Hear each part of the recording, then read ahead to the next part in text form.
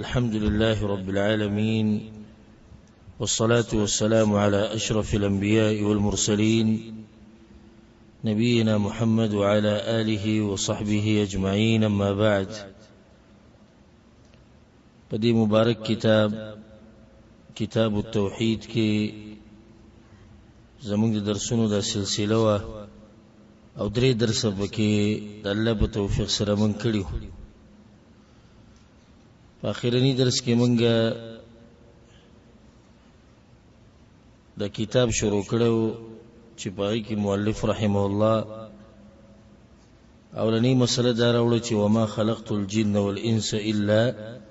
ليعبدون. الله چې انسانان او پیریان پیدا کړی دي نو دای هم د توحید لپاره پیدا کړی. د عبادت مطلب توحید دی. دا مسله تیر شوی درس کې بیان شوی چې د عبادت مطلب دا توحید دی.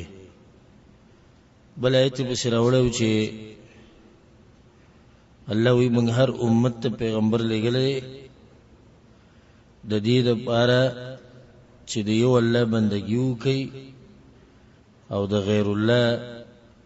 د بندګۍ نه به انکار کوي. ان اعبدوا الله واجتنبوا الطاغوت. مسلې تفصیل مونږ دلته کړو. به دغه نه بعد آیت راوړو د سورۃ بنی اسرائیل وقضى ربك الا تعبدوا الا اياه. او ستاره فیصله کړی ده چې بندگی به نه کوي مگر د یو الله. دینم دا واضح شو چې غټ حق د الله په دې بندگانو باندې او د کوم د پاره چې پیدا دي هغه د توحید دی. الله یو ګڼل، یوازې دغه بندگی کول. به دغه نه بعد د قیتونو کې مخ کې وبالوالدین احسانا، مور بلر سره ښه کول، دغه مونږ ته تفصیل کړو.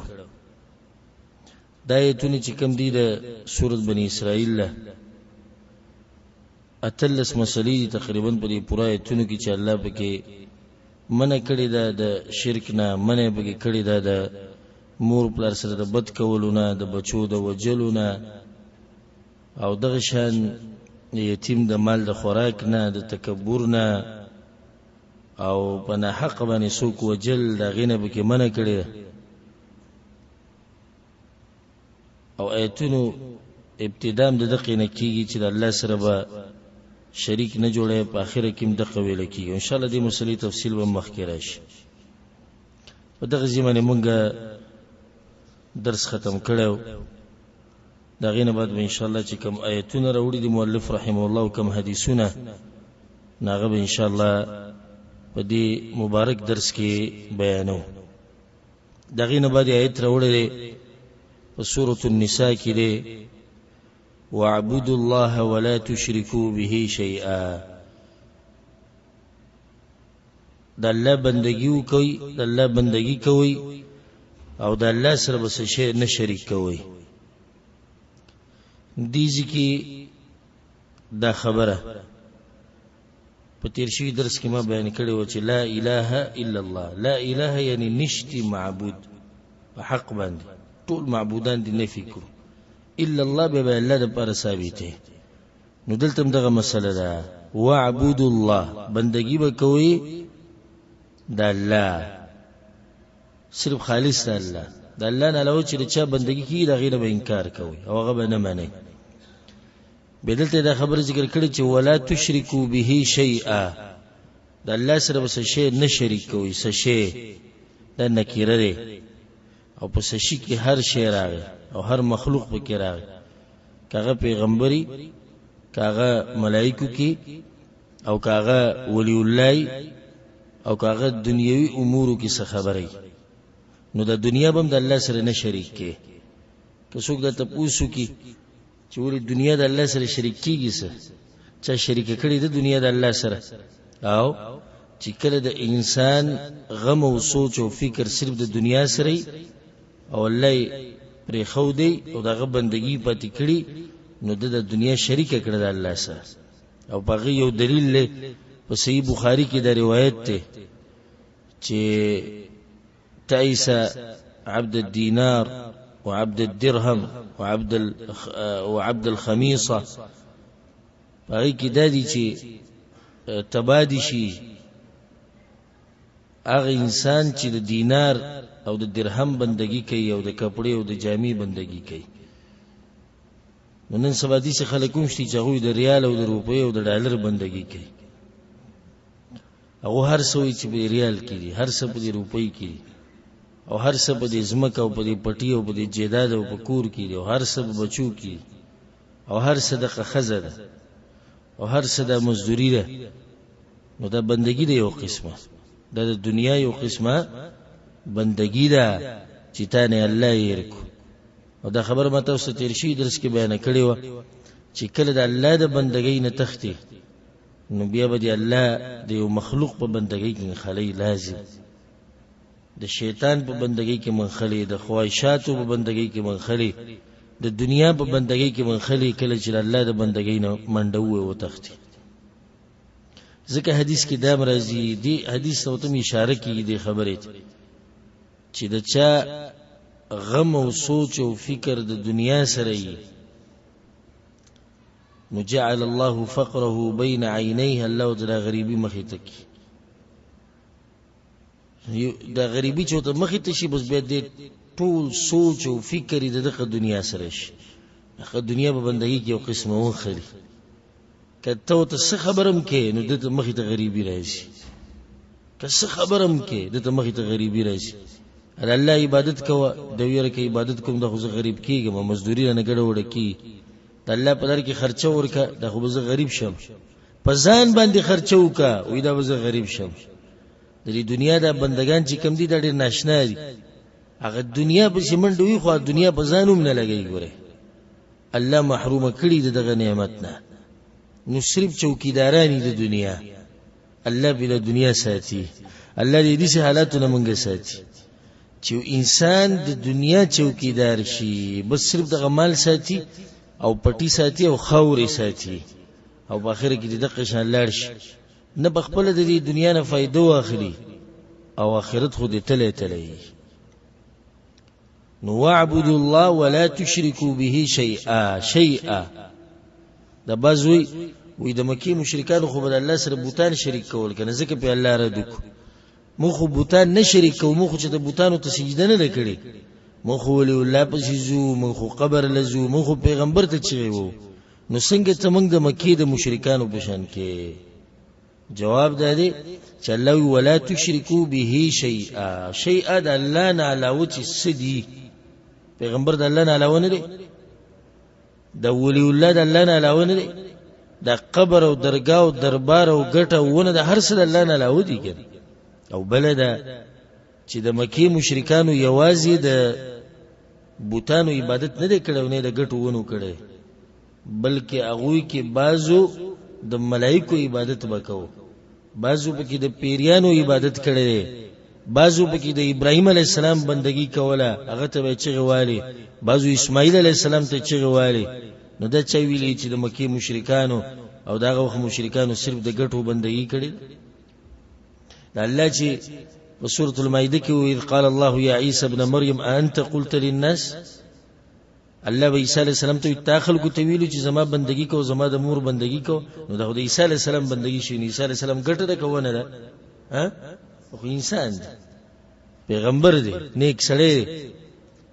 نو نن سبا د مشرکان په موږ پسې را سره شي او را شنه شي. ته ما د مکی د مشرک په کې هغه به ګټو ته سجدي لګوي، موږ ګټو ته سجدي نه لګوي. اوس کېږه مو یوازې هغه ګټو ته سجدي نه لګول، هغه د نیکانو خلکو عبادت هم کړي. رسول صلی الله علیه وسلم چې کعبه ته دنه ورننه وته د چا تصویر هم پکې ابراهیم علیه السلام دغه په شکل مجسمه جوړه کړو. د شان د اسماعیل علیه السلام بغوی هغه ته را مدد شي، هغه ته چغه وهلي. نیواز هغه بوتانو ته سجدي نه لګول چې سړي بوتانو ته سجدي لګولي. بلدا کدی وی چې هغه ګټونه ته سجدي لګولي، ته څنګه نوې پېښنه کې نو تا وغه کې په دیم فرق نشتی کداغه مسله ته وبا سودا ولني چې هغه ګټونه ته سجدي لګولي، ته د خور ډيري ته سجدي لګنه څه فرق شو؟ فرق سره ته خاور ډیری ته ولاړ هغه ګټي ته ولاړ ته خاور ډیری ته ولاړ هغه ونی ته ولاړ یو شی بلکې دا مسله ان شاء الله موږ لراش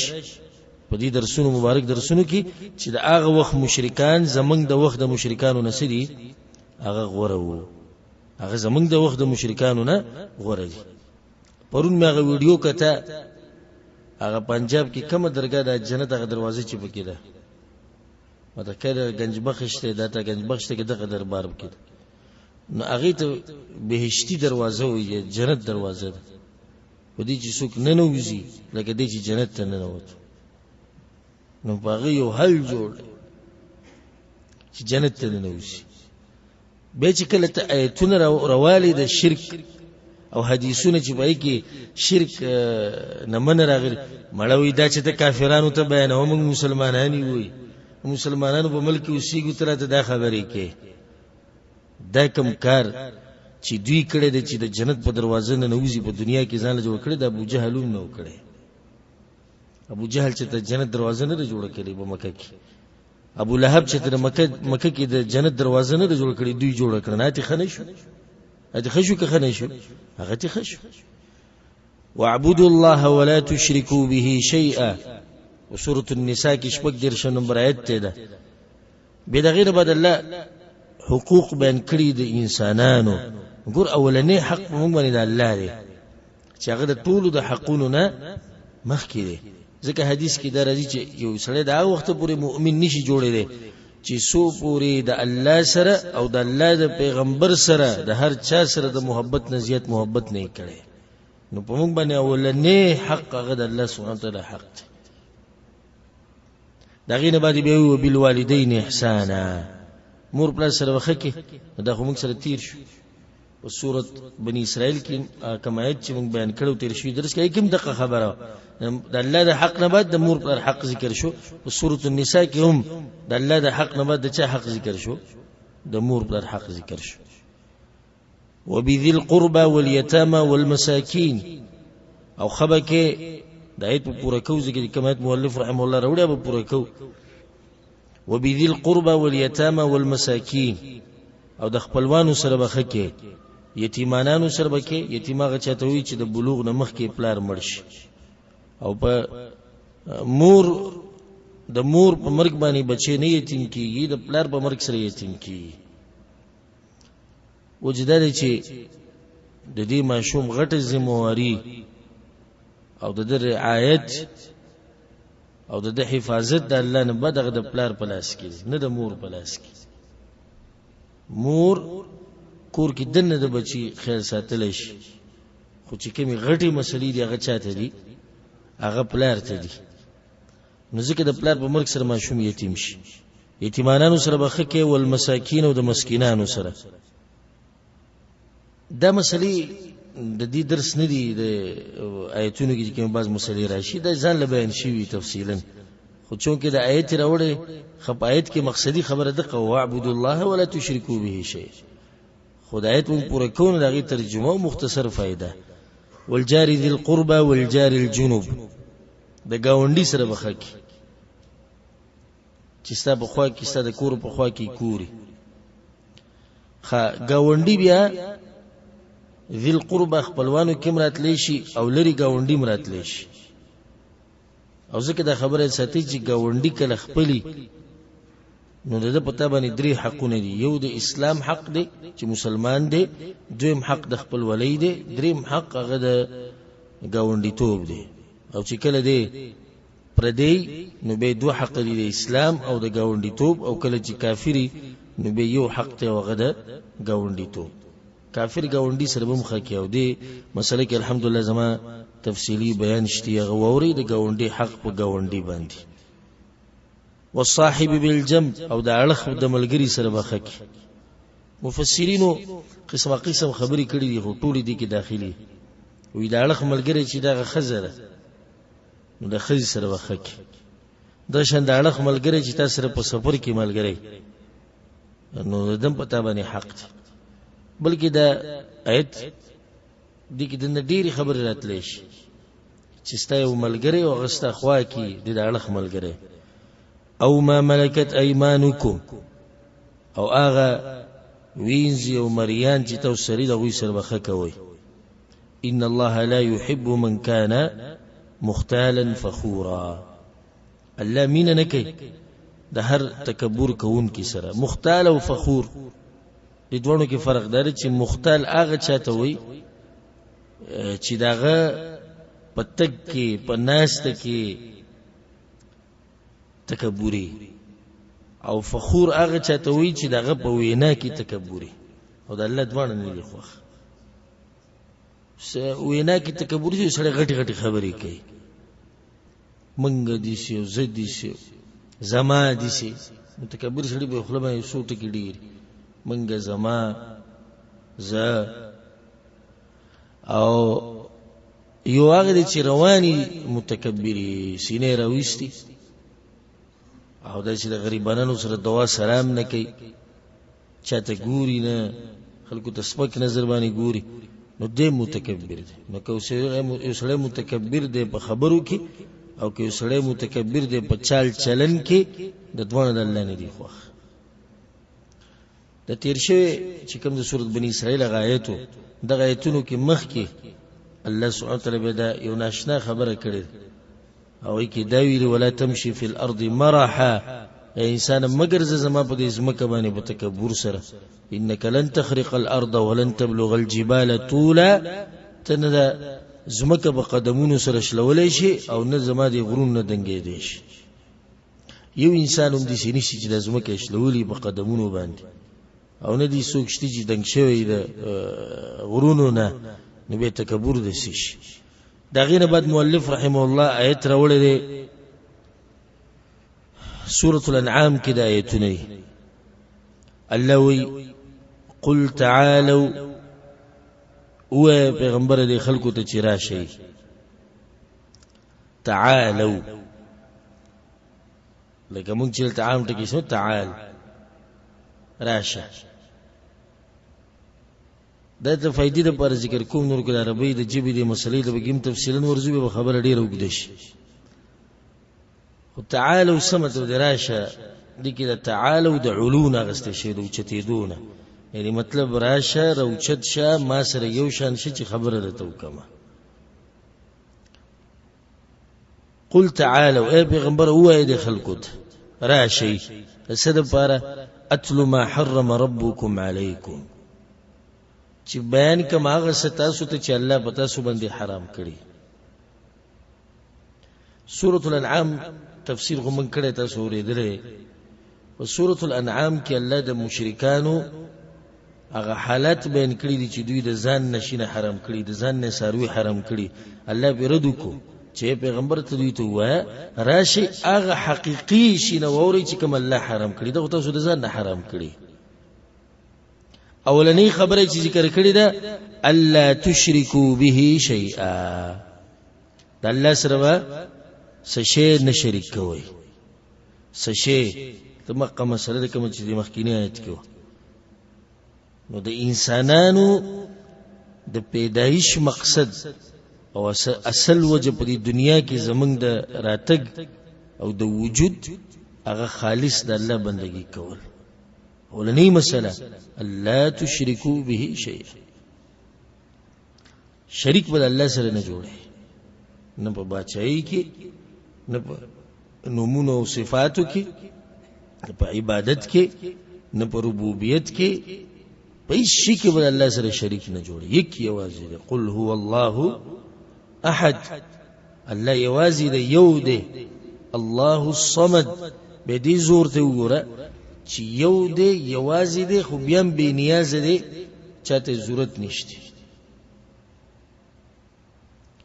بیا به نیاز دی چاته ضرورت نشته او مخلوق هغه ته ضرورت لري الله چاته ضرورت نه لري مخلوق ضرورت لري الله تشركوا به شيئا وبالوالدين احسانا او د مور پر سره وخه کوي د مور پر سره بد کول د الله حرام کړي سبحان الله د درې مېت ته تصور چې الله د حق نه بد کوم حق ذکر کړي د مور پر حق ذکر کړي ولا تقتلوا اولادكم او نه به وجنی بچی خپل من املاق د غریبۍ د لاسه. والدین چې کوم دي دا خو اصول دي بر دي، اصول دي ته وي چې نیته راغلی، او فروع هغه ته وي چې تا نه راغلی. نو فروع کې څوک راځي؟ بچی راځي. اصول کې څوک دي؟ مور پلار او برزه، ټول اصول. نو چې د بر خلکو حق بیان شو، اوس د غلاندینو حق بیانوي، وی دوی به نه وجني د غریبۍ د لاسه. نحن نرزقكم وإياهم، موږ رزق درکو تاسو له او دوی له به هم ورکو. نو چې تاسو رزق درکولی شو، تاسو بچو له به هم ورکو. د غریبۍ د لاسه بچی وجل دا په دوه قسمه دي. یا بچی وجل دي چې هغه پیدا شي او ته مړ کې ولیاذ بالله، او یا بالکل بچی بندول د غریبۍ د لاسه دام د بچو وجل دي. نو رزق د انسانانو د په الله باندې دی، رزق د انسانانو د په الله دی. من املاق، نبه وجنی بچی خپل د غریبۍ د لاسه، منګ رزق درکو تاسو ته وغوی ته. ولا تقربوا الفواحش، او نبه نږدې کېږي فحش کارونه ته. فحش کارونه ته نږدې کېدل الله حرام کړي. ګوره داسې نه دي ویلي چې فحش کارونه به نه کوئ، وی فحش کارونه ته به نه نږدې کېږي، هغه لار به بالکل بندې. اوس پردۍ زنانه ته کته حرام دي. ولې حرام دي؟ زنا ته دي رسي، لاره بند کړ. هغه هلک ته چې ګیره و برېتې نه راغلي، د هغه سره پالتو ګپ شپ لګول، هغه ته بغیر ضرورت کته دم ناروا دي.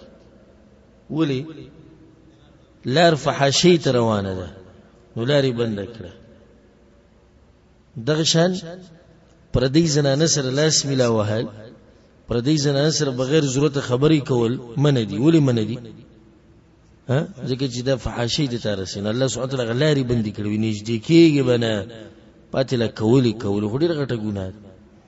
ما ظهر منها وما بطن، کاغه ښکاره ګناه ده فحاشي ده، او کاغه پټه فحاشي ده. ښکاره فحاشي خو واضحه ده،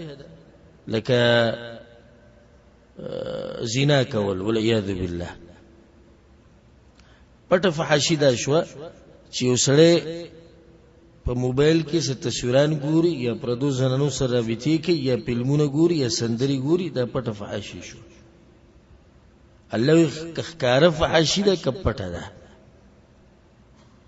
دینه به ځان لرې ساتي. ولا تقتلوا النفس التي حرم الله الا بالحق، او نه به وجنئ یو نفس چې الله حرام کړي دغه وجل مگر په حق سره، په نه حق به څوک نه مړ کړي. او په دې باره کې الحمدلله زما تفصیلی درسونه شته، هغه واورئ. خو حق څه ته وایي؟ نه به وجنئ مگر په حق سره، یعنی حق سره مطلب چې شریعت ته د وجلو اجازه ورکړي. او هغه حدیث کې راځي د عبد الله بن مسعود رضی الله عنه، حدیث ته په صحیح بخاری کې شته چې د مسلمان وینه نه حلاليږي الا باحدى ثلاث، مگر په دریو خبرو سره. النفس بالنفس، یو سړی راولګېدو بل سړی مړ کو قصدن عمدن، دنه قصاص اغسته کی، وزدي سړی وجل سړي جایز دي. والثيب الزاني، اغه زناکار چې واده کړي. والتارك لدينه المفارق للجماعه، او چې مرتد شي د اسلام نه ووري والعياذ بالله. د درې کسان، د درې قسم خلک وجل شي کني شي، وجل شي. تور ټوپک راواله به توجنه دا کار زما واستاري نه، دا کار د وخت د حکومت ته، د خلیفہ دی، د مسلمانانو د مشر دی، د قاضي دی، د مشرانو دی، زما واستا کار نه دی. عوام خلا پریدا، بعض کم علم مولیان په دې خبرو نه رسیدلی. نو حدیث په بیان کې مړ وجنه وي، پیغمبر ویني چې دا وجل جایز شو. صحیح ده، پیغمبر ویلي چې وجل جایز شو، خو دا وجل د چا کار دی؟ د رسول سلام په زمانه کې زنا شوی، د حد په قائم شوی، د چا حد قائم کړی دی؟ پیغمبر صلی الله علیه وسلم قائم کړی. غلا شوی د لاس پرې شوی د چا پرې کړي رسول سلام پرې کړي او کدا دې شهر سره دا کار کولای شي بس مزيدي په سړي باندې بهتان لګوا چې دا زیناکار او ما مړ کو د پلانې مرتد شه او ما مړ کو او پلانې چې دا بلکې سی وجل او ما مړ کو نه دا د عوامو کار نه دی دا د مشرانو کار دی چې هغه وجل شي ذالکم وصاکم به الله تاسو ته دې کار باندې وصیت کوي لعلکم تعقلون دې لپاره چې تاسو د عقل نه کار واخلئ سورۃ الانعام کې دا آیت ته نو په دې اولنی آیت کې دی 15 وصیتونه زما یو بیان د لازم به ووري او به ګوري و به ووري لس وصیتونه د الله طرف نه ام دا آیتونه ما شرح کړی خ تفصیلا به دې بس کوم آیت ته به کې دی ولا تقربوا مال اليتيم الا بالتي هي احسن په دې اولنی آیت کې 15 وصیتونه شو د الله توحید به منی شرک بنه کې یو مور پر سره بخه کې دوا بچي بنو جن غریبۍ د لاسدري سلورم فحش کارون ته بنه نږدې کېږي پینځم پنا حق بسوک نه وجني اوس دې بل آیت کې ولا تقربوا مال اليتيم الا بالتي هي احسن او نه بنږدې کېږي د یتیم مال ته مگر په خطرې سره خطرې څه وي چې د دې مال فائدہ بکی د یتیم فائدہ بکی ټول مال ډېرې په دې طریقې سره نږدې کېدې شي نور دین علاوه به نه نږدې کېږي حتی یبلغ اشده تر دې چې د بالغ شي او خيار شي دا وخت پورې د مال د یتیم د ځان سره ساتي خو ګوتې مته وبګینه وي الا دا ک نیت د مال د ډېرولوي چې د یتیم ته فائدہ ورسي به صحیح ده او اوفوا الكيل والميزان او چې کله سشي تلی ناب تول کوي نو پاغي کې به کمې زیاتې نه کوي او اوفوا الكيل والميزان دې ځکه الله سبحانه وتعالى په دې ایت کې دویم وصیت دا وکړو بالقسط عدل او په انصاف سره لا نكلف نفسا الا وسعها الله په یو نفس باندې موږ دومره بوجي دي څومره چې وچته ولې شي د دې جواب به مال سوک راکړي چې الله وی ناب ټول کې کمې زیاتې مکوي ناب ټول په عدل او انصاف سره کوي بیا وی په نفس باندې دومره بوجي دي څومره وچته ولې شي دې خبرې دغه سره سکار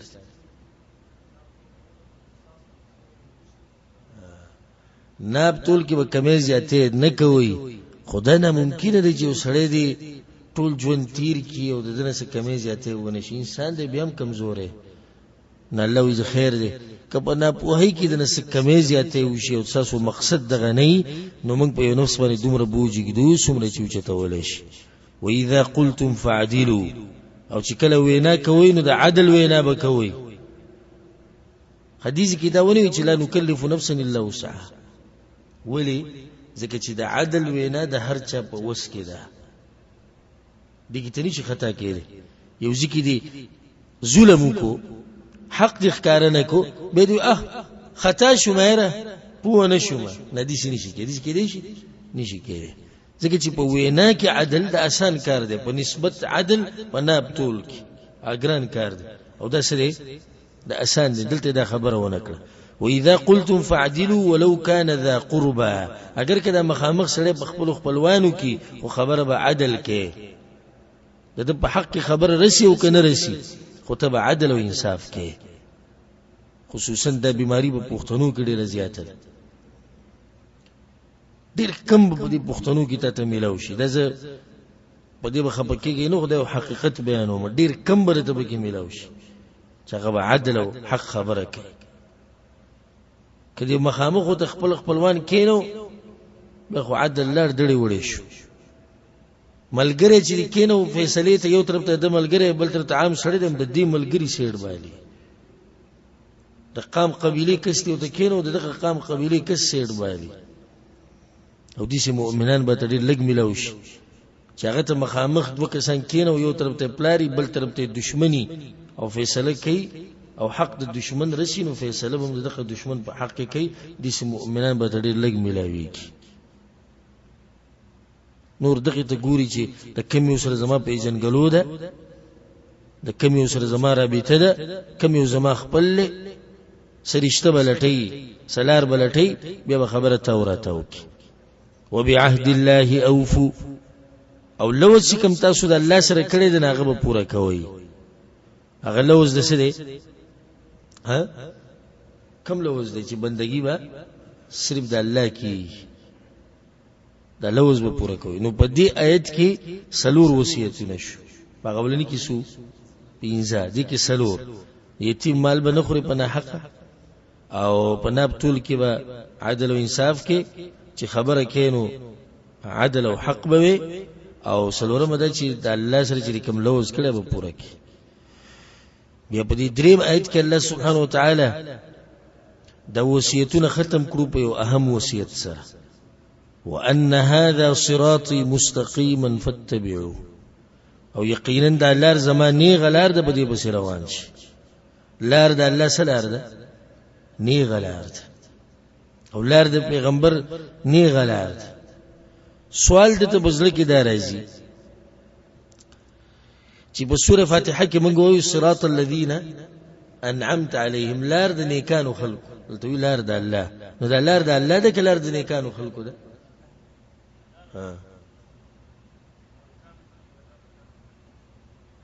لار د الله ده په دې اعتبار سره چې رسی الله ته او تاسو ټول د جوابونه صحیح جوابونه بارک الله فیکم او دویم لار د مؤمنانو ده په اعتبار د دې چې د مؤمنان په لار روان دي نو دې کې څه ټکراو نشته کې سره چې لار د الله مته لار د لار ته الله ته رسي لار د مؤمنانو یعنی هغه لار چې مؤمنان په روان دي د الله طرف ته مستقیمه لو د نه غلار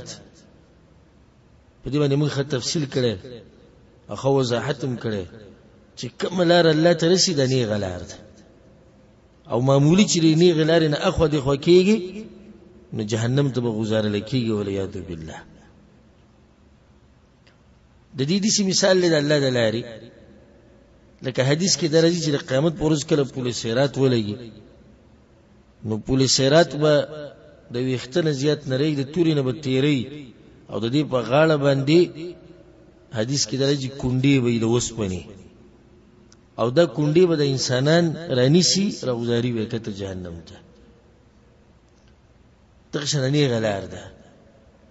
نه غلار ده تل الله ته خو په خې طرف په ګس طرف باندې شیطانان دي په خې طرف په ګس طرف باندې هغه خلک دي چې تا نه پوری دي نه غلارت نو څوک برته یو سوي څوک برته بل سوي تا به د حق نه اړي فاتبعوه روان شي په دې لار بسي ولا تتبعوا السبل فتفرق بكم عن سبيله او نبزي په ډیرو لارو پسې ګوره لار د الله یو ده لار د قران او حديث یو ده لار د مؤمنانو یو ده ولا تتبعوا السبل او په ډیرو لارو پسې بنځي نو حق یوي باطل ډیری حق صحیح یوي د دې جن ثابتي دا آیت چې الله سبحانه وتعالى په د وصیت ختم کړي ولا تتبعوا السبل په ډیرو لارو پسې بنځي او حدیث کې دا راځي امام احمد بن حنبل امام ابو داود امام ترمذی او نور محدثین راوړي چې ستفترق هذه الامه الى 73 فرقه په دې امت کې به څو فرقې جوړي دریو یا فرقې به جوړي دریو یا كلها في النار طول بجهنم تشي الا واحده سوى ديوين وګوره حق یو دی نه غلار یو ده هغه دوه یا لاري هغه ټولي ګډي وډي دي دوه یا لاري ګډي وډي دي یو لار هغه ډایرک الله ترسي اکثر عوام دا وای زه څنګه معلوموم چې زه په کومه لار باندې هغه دوه یا کیما کبه دي که هغه لار باندې کوم چې بسید رسی جنت ته نو زه به څنګه معلوموم جواب دا غي دی چې صحابه کرامو دا ته پوښتنه کړو چې یا رسول الله دا سوق دي دا یو فرقه کومه ده ناغول لن جواب ورکو ما انا عليه واصحابي وكما لار چې زرواني موضوع صحابه کرام وزن ته وګوره تر چا په لار رواني ست ټول ناس ته پاسته عبادت پیغمبر په طریقه دی او کنه دي د صحابه کرام په منهج ته رواني او کنه دینه به ته د اندازه ولګي چې ته د کوم سره الله سبحانه تعالی موږ د حق پر رسول سره ملګری کی ذالکم وصاکم به لعلکم تتقون. الله دا وصیتونه می دې لپاره وکړو چې تاسو نه تقوا دار جوړ شي. نو په دې اولنی باب کې سو آیتونه بیان شو. سلور دې سلور آیتونه نه دا خبر مؤلف رحم الله ثابتول واړي چې د انسانانو د پیدایش مقصد سره هغه توحید دی او اصل مسلم د توحید ده. دا غینه باندې حدیث راوړل. وقال ابن مسعود رضی الله عنه، عبد الله بن مسعود وی، عبد الله بن مسعود رضی الله عنه مشهور صحابي دی او فقيه صحابي دی، په صحابه کرامو کې پوهه صحابي، خصوصا دا چې قران وته ډیر مزیدار یاد او ډیر ښکلی قران به وي. او پیغمبر صلی الله علیه وسلم یو حدیث کې وی که څوک دسی قران ویل غواړي لکه څنګه چې جبرئیل علیه السلام په ما بسره وړي دی، نو هغه د عبد الله بن مسعود نه قران زده کی او الله ول فقه ور کړی و په دین باندې پوهه. وجه دا و چې د اکثر د پیغمبر صلی الله علیه وسلم سره ودته ویل کیږي صاحب السواک والنعلین، مسواک والا او پیزار والا. نو د پیغمبر مسواک او پیزار با اکثر د سره وو. چته رسول صلی الله علیه وسلم پیزار به وښنه، پیزار به د ځان سره نیولی، مسواک به د سره رسول صلی الله علیه وسلم او دسلتو چاردام به کو د بوله مسواک ورکو. پیغمبر صلی الله علیه وسلم په ډیر مهینو او د پیغمبر صلی الله علیه وسلم د دره تلاوت دومره خوخو چې دته یو ورځ وی ته د قران وایي چې زه واورم، لیکن نازل شی باغ باندې خو دره تلاوت ډیر خوخ.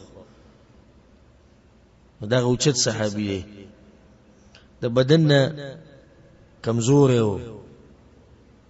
او ځکه یو پیر په ونه د ونی په شاخ یا په خاخ باندې ناسو او سیلې وړخو دای سره د پندې ښکار شو چې هغه ډیر نری و. نو بازو ملګرو وخندل د دې پندې پوري. نو رسول صلی الله علیه وسلم وی اتعجبون من ساقی، تاسو کې سره د دې پندې په تعجب کې چولې د د پندې باغ الله می دي قسم وی چې زرا لګلم د قیامت په ورځ په تل کې د جبل احد نم درنه ده. مدینه کې چې کوم غر دی دا ایمانی زور پکاري، اصل طاقت سره هغه ایمانی طاقت. یوځ بدیم کار نه کیږي چې ته بدن دی غټته او ځان ته ګوري ځان نه تمه پیدا شي ده. نه، اصل طاقت هغه سره هغه د ایمان طاقت دی. د ایمان په طاقت باندې سره درنیږي او د ګناوونو سره او د الله د نافرمانی سره انسان سپکیږي، رسوا کیږي، ذلیل کیږي. بیا به کې دې پته نه لګي چې مالی دی او بچی دی او خیسته دی او بدن غټ دی او نسب دی، نه، چې الله نافرمانی کوله دی به ذلیل. الله دې ذلت نه موږ ساتي. وی چې من اراد ان ينظر الى وصيه محمد صلى الله عليه وسلم التي عليها خاتمه، کڅوک دې ته کته غواړي هغه وصیت ته کڅوک کته غواړي کوم چې پیغمبر صلی الله علیه وسلم کړی دی او بیا په مهر وهلې دي. ځکه اولنی مسله عبد الله بن مسعود نوم واغستو، من اراد ان ينظر الى وصيه محمد صلى الله عليه وسلم. نو دي جن ثابت شو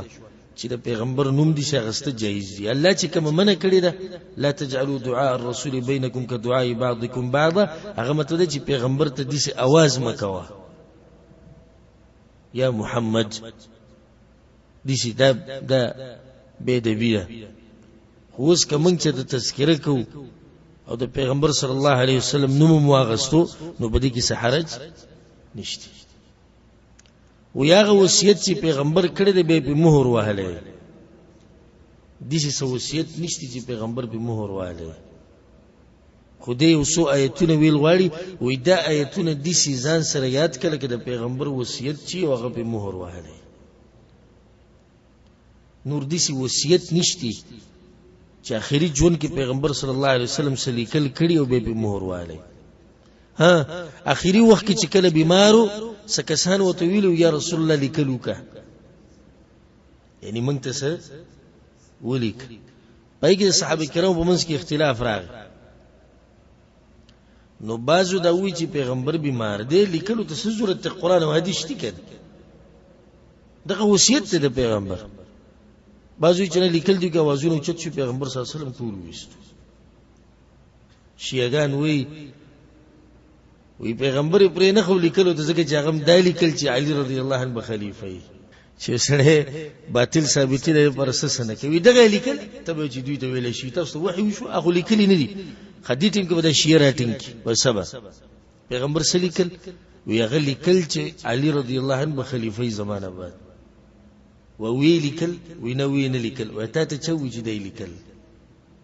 و دې ځکه براټینګ سید او موږ تاسو سره منو چې هغه د لیکل وی لیکل وی نه لیکل نو ته چوي چې دی لیکل ته په ټیم کې وی تاسو سره مشوره کړې و وې دا ټول کار ولیاذ بالله د عمر ابن خطاب په ټیم کې دا خبره کړې و سیده او صحیح سند سره هغه ویلو پیغمبر صلی الله علیه وسلم بیمار دی قران او حدیث دي کړه دوی وګوره د عمر رضی الله عنه دشمنی ته د علی سره چې هغه وصیت لیکو پیغمبر نو د بمنه کو وی بیمار دی دته حدیث القرطاس دا ډیر مشهور شبهه ده شیعاګان چې ول عمر رضی الله عنه پیغمبر منه نبی به جواب دي سي کې اولنه کومه د ذکر کوي سی لیکل وی دی لیکل چې دی لیکل نبی ته چوي چې دی لیکل هغه ویل لیکل بل به ته داوي په صحیح حدیث کې دا ثابت دي چې پیغمبر صلی الله علیه وسلم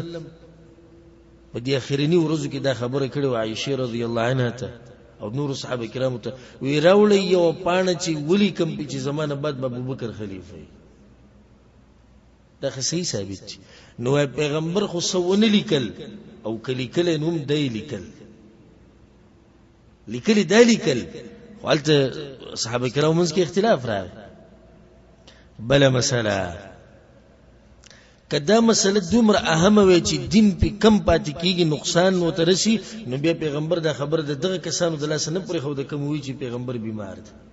هغه بیا ویلې وي چې زه بیماری مخ راوړی بیا م راوړی ځکه چې دا مسله کزه ونلی کوم نو دین ته نقصان رسي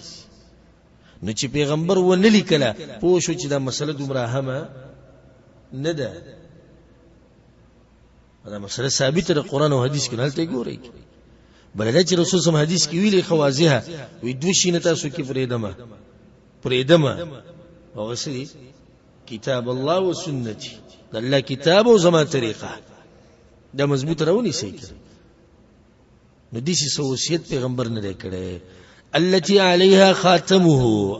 التي عليها خاتمه هغه چې پیغمبر مهر په د رسول صلی الله علیه وسلم مهر وجه دا غیدا او چې پیغمبر صلی الله علیه وسلم به د بچایانو ته مشرانو ته خطونه لیکل نو دا غوډه طریقو چې خط به ولي کو نو به مهر او تصدیق به جو د پلاني طرف نه د رسول صلی الله علیه وسلم سره خونو او دستخط غني شو کوله نو به یو ګوتې جوړ کړو په ګوتې کې د نه مهر او په اي کې لیکلو الله رسول محمد یعنی محمد رسول الله صلی الله علیه وسلم دغه ګوتې به دغه پانه باندې ولګول نه دا به مهر شو وی که څوک هغه وصیت ته کته غواړي عبد الله ابن مسعود وی فليقرأ قوله تعالى نديري دغه ایتونه وی قل تعالوا اتلوا ما حرم ربكم عليكم ایتونه اوس مونږ وی کنه سورۃ الانعام غیتونه چې راشي زته واستول ولا ما غس چې هغه پتا سو باندې حرام دي الى قوله وان هذا صراطي مستقيم فاتبعوه غیتونه مونږ وی عبد الله بن مسعود سوې سبحان الله صحابه کرامو دې پوهیت وصیت کته غواړي هر څړي شوق پیدا هي چې دا کوم وصیت چې پیغمبر کړه وې دا غیتونه کې دا پیغمبر وصیت دا وصیت چې پیغمبر کړه دې په دې باندې عمل کوي چې بندگی به یوازې د الله کې او بیا غنوري مسلې دا حدیث کوم دینو امام ترمذی رحم الله راوړل او امام طبرانی رحم الله راوړل دا غینه بعد حدیث ته او دا په دې باب کې اخرنه حدیث ته وعن معاذ بن جبل رضی الله عنه معاذ بن جبل وی معاذ بن جبل د ډېر اوچت صحابي او رسول صلی الله علیه وسلم یو حدیث کې وی زما په امت کې چې په حلال او په حرام باندې ډېر خپ ویږي معاذ بن جبل دی او یو حدیث کې دام راځي د شرف ته د پیغمبر صلی الله علیه وسلم سره روانو رسول الله ته یا معاذ معاذ هغه یا رسول الله حاضر لبیک وجته سره ډیر محبت کو نو معاذ بن جبل رضی الله عنه چې كنت رديف النبي صلى الله عليه وسلم على حمار زه د پیغمبر صلی الله علیه وسلم سره سورم په خر باندې فقال لي نماتوي يا معاذ معاذ أتدري ما حق الله على العباد تدري بتشتيج الله سحق بندگانو باندې وما حق العباد على الله او سحق دې د بندگانو په الله باندې تدري بتشتيج وما وتيج الله ورسوله اعلم الله د الله رسول ته پته یو حدیث کې دي سي راځي یو روایت کې دي سي دي چې رسول الله سلام دا سوال وکړو بیا غلې شو بیا په سفر باندې روان به وته معاذ حق د معلوم دي د الله وبندگانو باندې مې چې الله ورسوله عاد بیا روان شو بیا وته بدریم پیروي نو بیا ول جواب ورکړو د پیغمبر صلی الله علیه وسلم طریقه وا چې د صحابه کرامو د شوق پیدا کولو لپاره به یو سوال وکړو جواب به ول زر نه ورکړو ویتا ته پدره چې د الله سره حق دی په بندگانو باندې او د بندگانو سره حق دی په الله باندې دلته فائدې ده ساتي چې د الله حق په موږ باندې دا واجب دی زمون حق په الله باندې دا موږ نه دی واجب کړي الله په ځان واجب کړي نور چا کې د منظور نشته چې په الله باندې څه شی واجب کی آیت کې الله وی کنه كتب ربكم على نفسه الرحمه الله په ځان باندې دا خبره لازم کړی دا چې زما مهرباني د معامله کوم او د شفقت الله په ځان لازم کړی خو چا خو بنه لازم کړی وی پیغمبر ماته وی چې حق الله علی العباد حق د الله په بندگانو باندې دا دی دغه کولو کې دی لپاره د حدیث راوړی د دې لپاره حدیث راوړی دغه کولو حق الله على العباد حق د الله په بندگانو دا دی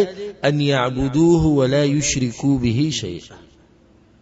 چې د الله عبادت وکړي خالص او د غسر بس شي نه شریک کوي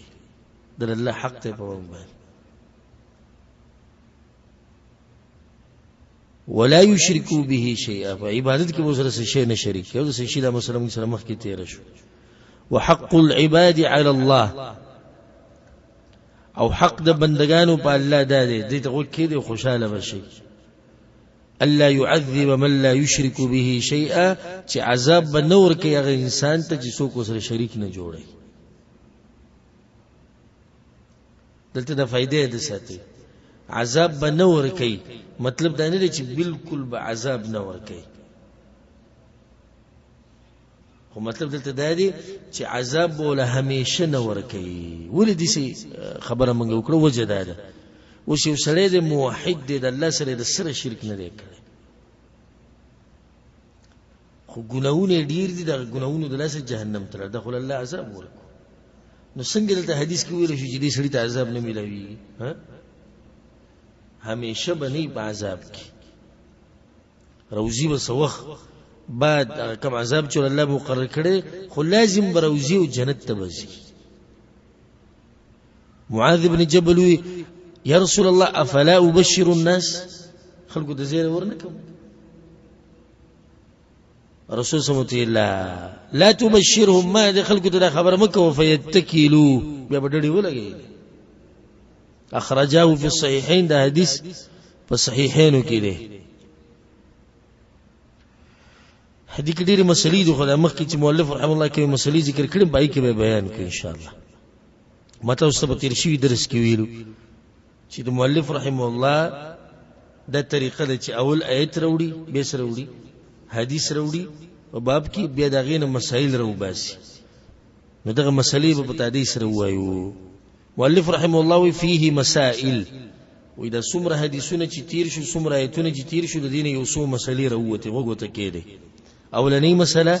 الحکمه فی خلق الجن والانس حکمت سده چې ولید پیریانو انسانان پیدا شوی ولې پیدا شوی الله د توحید د پر واضح شو دویمه مسله دا راوته ان العباده هي التوحید چې عبادت هم توحید ته ویل کی عبادت څه ته ویل کی توحید ته ویل کی. درېمه مسله انه من لم یأتی به، چا چې د توحید باندې عمل ونکو، لم یعبد الله، د خود سره د الله بندگی ونکړه. دا فائدہ د کوم ځای نه واغسته؟ وی ففيه معنى قوله ولا انتم عابدون ما اعبد. عبادت خو مشرکان هم کړي. یعنی پیغمبر ته الله سو وی دوی ته وایي چې زه د هغه څه بندگی نه کوم چې تاسو ورله بندگی کوئ. یعنی بندگی هغوی کړې ده، بیا ولې د هغوی د بندگی باطله ده؟ د غیر الله کړي، توحید پکې نه و. موږ دا مسله بیانوله. دویمه چې توحید بندگی اصل توحید ته وایي، د دوی د بندگی باطله په دې ده چې توحید پکې نه و. یو سړی راولګي سحر نه د ماښامه پورې منځونه او جهادونه او زکاتونه او روجې او صدقې او اذکار او توحید پکې نشتی، د الله بندگی کړې ده؟ نه ده کړې. او بنیادی مسئله پر خو دې چې د الله بندگی کړې. مؤلف رحم الله دا موي چې لأن الخصومه فيه، وی جنگ ټول دغه مسله کې روان دي توحید کې. څومره چې پیغمبران راغلي هم د دې لپاره راغلي. نو وی سلورمه مسله ده الحکمه فی ارسال الرسل.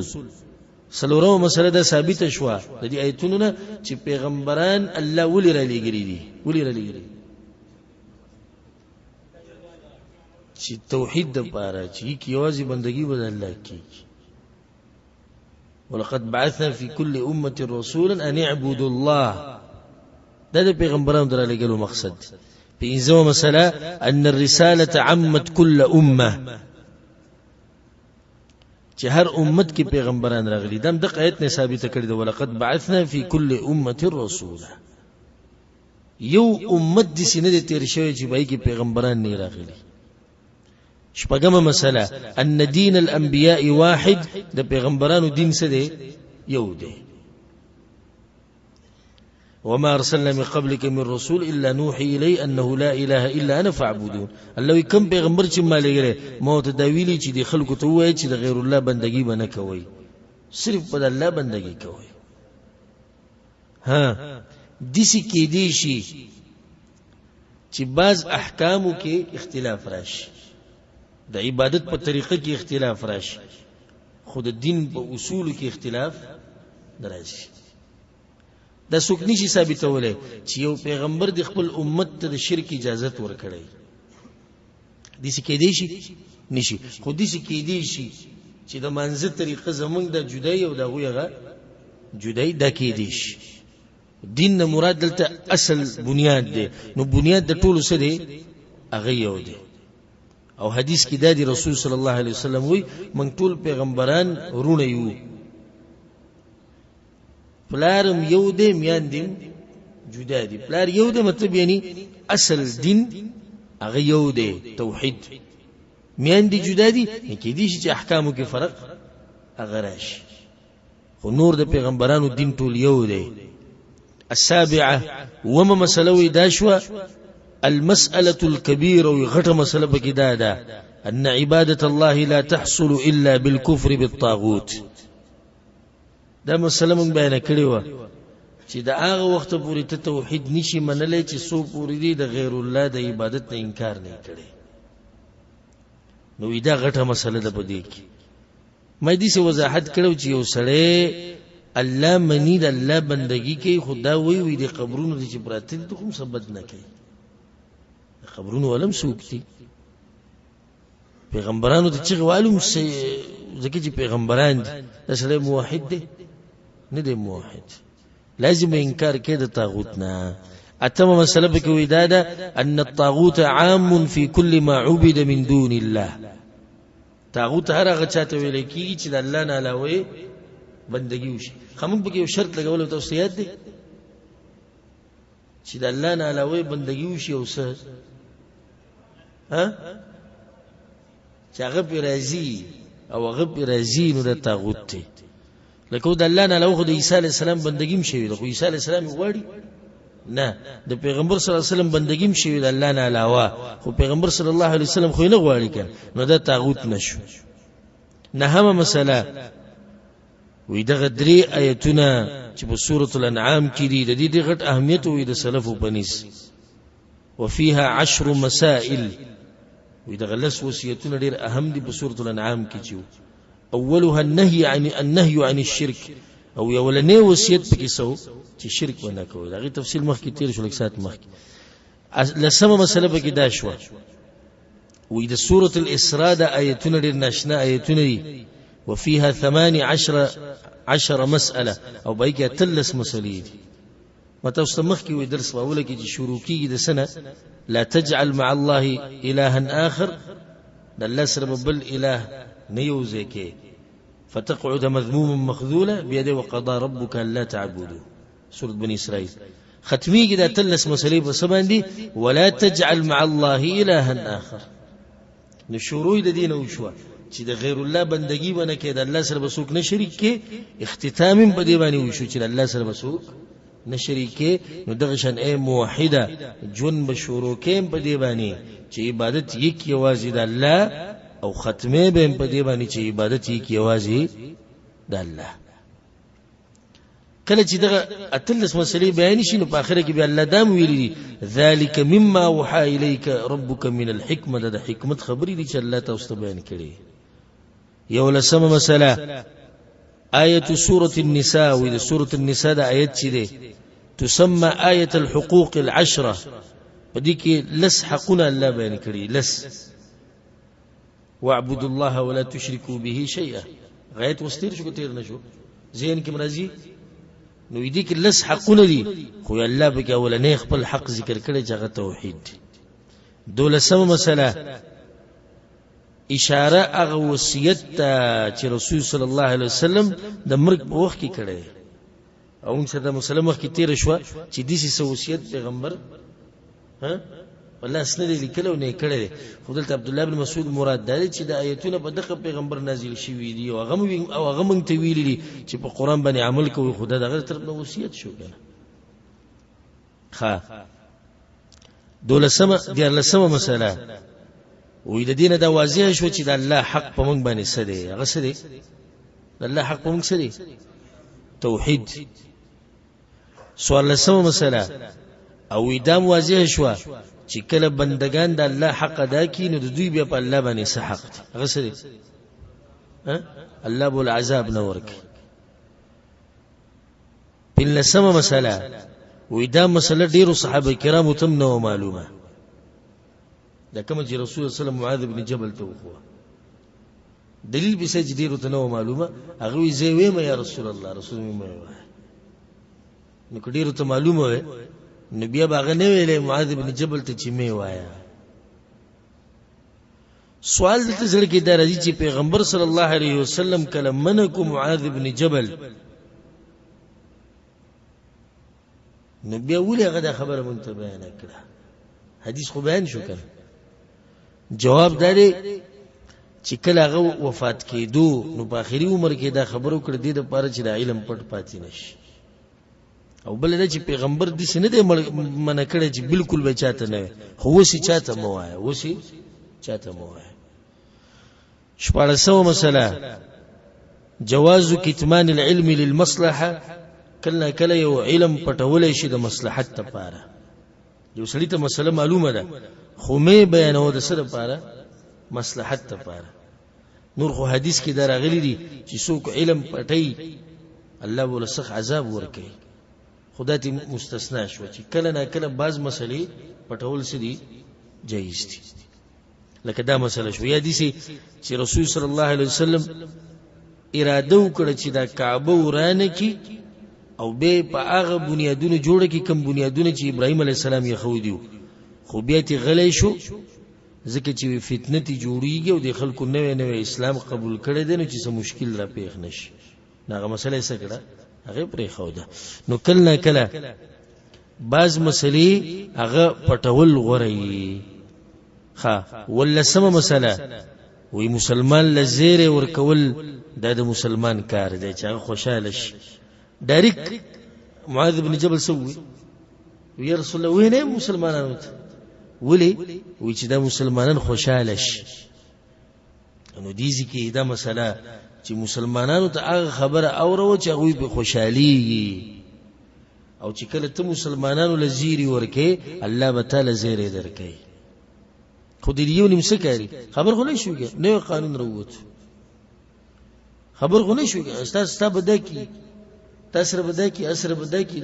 دقه به ګرځي چې په ست طریقه د مسلمانان خپه کما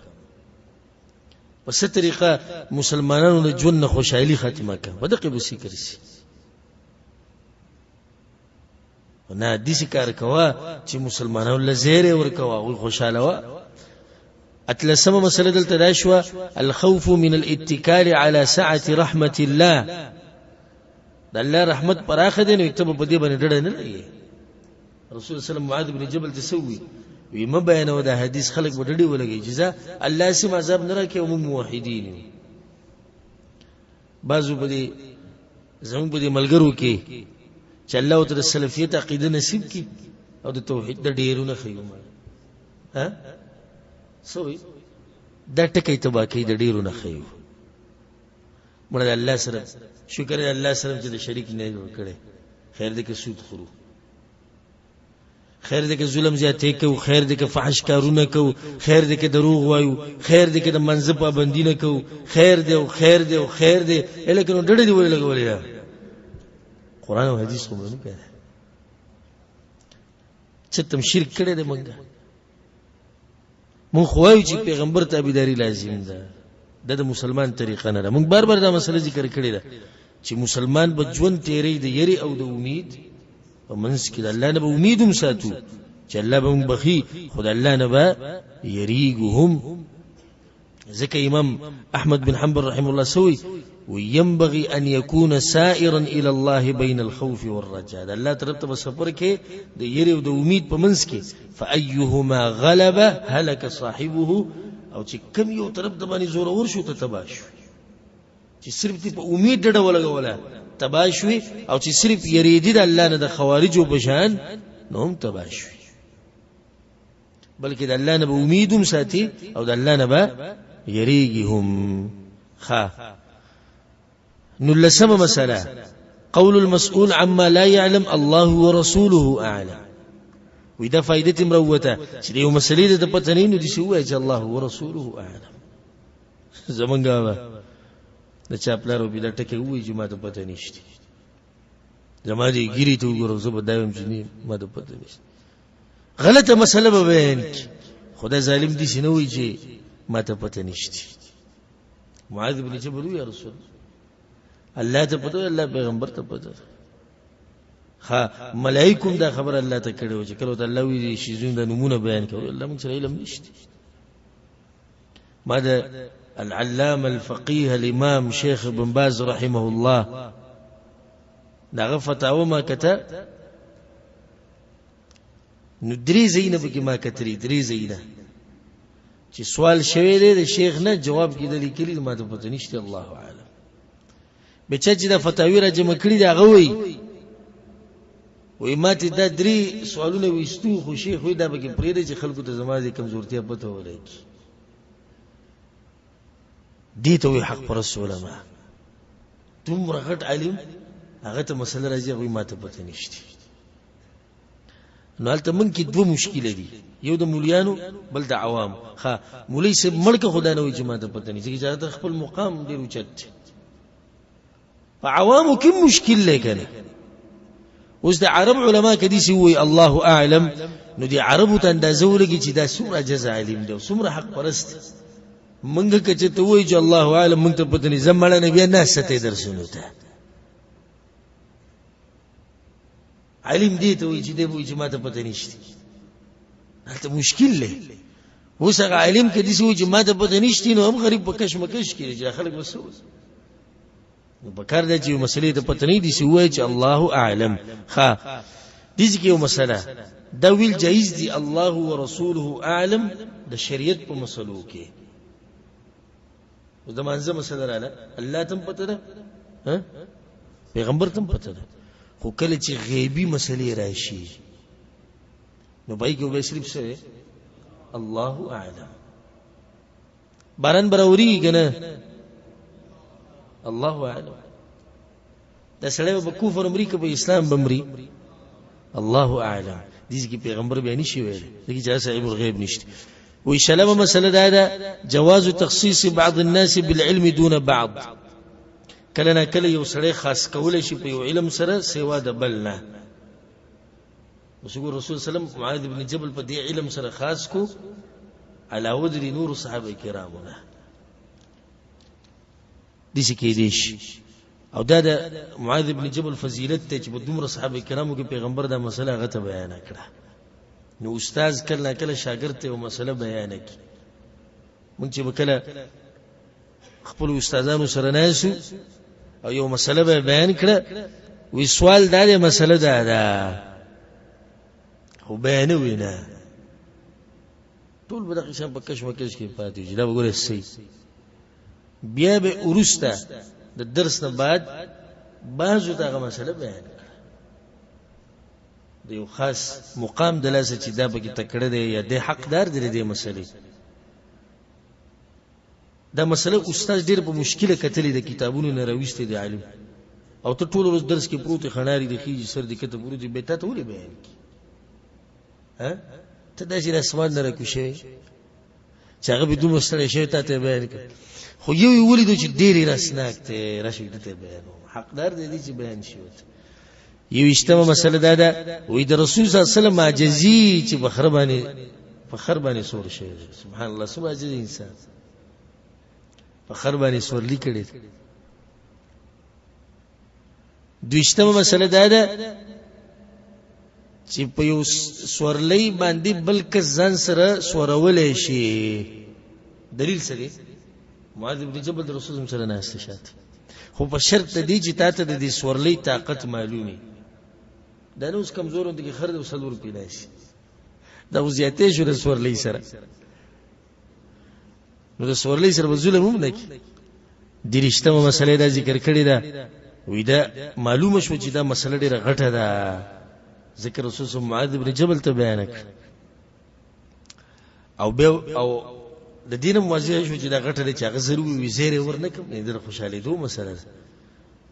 سړي رښتو مسله د اخرنی مسله ذکر کړی ده د معاذ بن جبل رضی الله عنه فضیلت ته کوم ځای ثابت شو فضیلت مسله او ته خاص بیان کړه دویمه سورلې باندې ځان سره سور کړي دو خبرو دلاس یو خاص مسلو خو دویم په سورلې باندې سور کړي او د دې سره چې الحمدلله دا بابم ختم شو او دا درسم ختم شو ان شاء الله پر روان درس کې به د باب فضل التوحید وما يكفر من الذنوب د توحید فضیلت او د توحید د لسله ګناونه د انسان نریږي دا مسله به ان شاء الله پر روان درس کې بیانو الله سبحانه تعالی دې مونږه په کې په قران او حدیث باندې او الله سبحانه تعالی دې مونږ له توفیق راکړي قران او حدیث باندې عمل کولو الله سبحانه تعالی دې مونږ کې توحید په دې طریقه راوړي څنګه چې الله غواړي هذا والله اعلم وصلى الله على نبينا محمد وعلى اله وصحبه اجمعين